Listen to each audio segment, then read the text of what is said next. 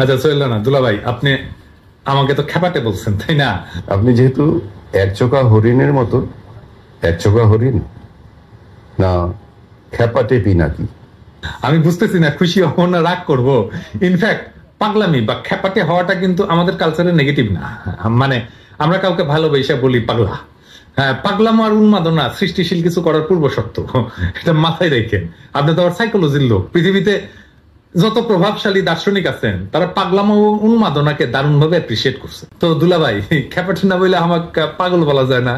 হ্যাঁ, তো নিচ্ছে পাগলামি নিয়ে বলছিলেন যে আসসালামু আলাইকুম ভিউয়ার, সবাই কেমন আছেন? আশা করতেছি আপনারা অনেক অনেক ভালো আছেন। তো ভিউয়ার, এই ভিডিওটা অনেক ইন্টারেস্টিং হতে চলেছে।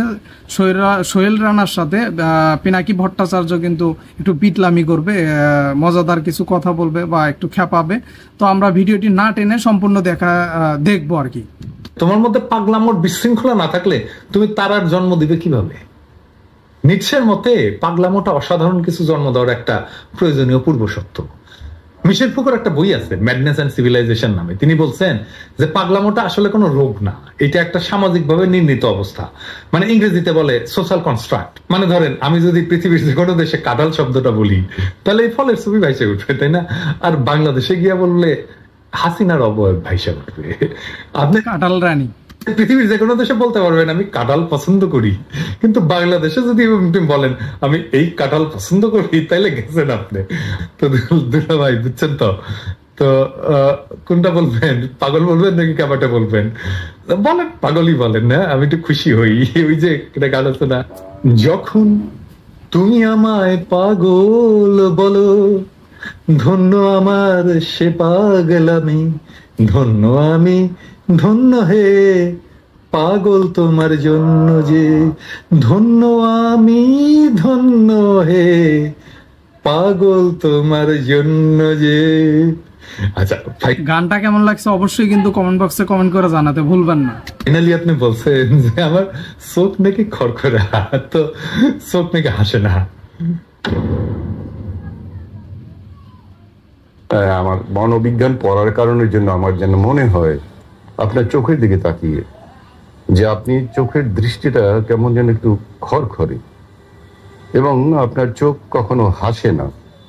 দুলা ভাই, এটা কি আমার দোষ? খোদা তাআলা আমাকে আপনার মতো রোমান্টিক প্রেমময় চোখ দেয় নাই, দিলে তো আমিও এনে নায়ক হওয়ার চান্স নিতাম, তাই না? তবে আজকাল দুলা ভাই বুঝছেন যে নায়ক হওয়ার কিন্তু কোনো মজা নাই। কেন জানেন? আপনাদের সময় তো সিনেমায় টেমপ্লেট ছিল প্রেম আর প্রেম, নাচ গানা, মাঝে মাঝে একটু মাঝে মিচ্ছিয়ানা প্রেমিকার বাপ ঝামেলা পাকাইতো, আর তারপরে ঝামেলা দূর হয়ে যেত। তো মজা ছিল সিনেমার নায়কদের, এই যে প্রেম টেম করতে পারতো নায়িকাদের সাথে। কিন্তু আজকালকার সিনেমায় নায়কদের খুবই দুর্দিন, নায়িকার সাথে প্রেমের কোনো ফুসরতি পায় না। ভিলেন এমন দৌড়ের উপরে রাখে যে প্রেম জানলা দিয়ে পালায়। এই যে হালের শাহরুখ খানের পাঠান সিনেমা দেখছেন না, মাইর খেয়া ভত্তা হইতেছে শাহরুখ খান, সেটা থেকে সিনেমা শুরু, আর মরতে মরতে বাইচে গেল, সেখানে সিনেমা শেষ। তো সিনেমায় প্রেম করার সুযোগ পাইলো কি? লাস্টে যে নাচটা আছে না, ওই যে পাঠান, তো ওই ওই নাচটা কিন্তু সিনেমা শেষ হওয়ার পরে, মানে যেটা হিট হয়েছে, মানে মানে নাম দেখাইতেছে সিনেমার, নাচ চলতেছে। তো সে দিন আর নাই দিল ভাই, বুঝছেন তো? তবে সিনেমা এখন সবচেয়ে ভালো চরিত্র কোনটা জানেন? নায়িকার বাবা আয় মা বুকে আয় বলে নায়িকারে ওই একজনই বুকে চাইপা ধরতে পারে। তো চলতো না, আপনি ভাগ্যবান। মানে যৌবনকালে আপনি নায়িকাদের সাথে প্রেম করছেন পর্দায়, এখনো যদি অভিনয় করেন মাশাআল্লাহ, নায়িকার বাবা হইয়া নায়িকাদের চাইপা ধরতে পারবেন, কোনো অসুবিধা নাই। তো ভিউয়ার্স, ভিডিওটি এই পর্যন্তই ছিল। ভিডিওটা কিন্তু মজাদার ছিল। আপনাদের কাছে কেমন লেগেছে একটু কমেন্ট বক্সে কমেন্ট করতে ভুলবেন না। আর চ্যানেলে যদি নতুন হয়ে থাকলে অবশ্যই চ্যানেলটিকে সাবস্ক্রাইব করে নেবেন, ভিডিওটিতে একটি লাইক দিবেন। সবাইকে অসংখ্য ধন্যবাদ এতক্ষণ আমাদের সময় দেওয়ার জন্য। বাই।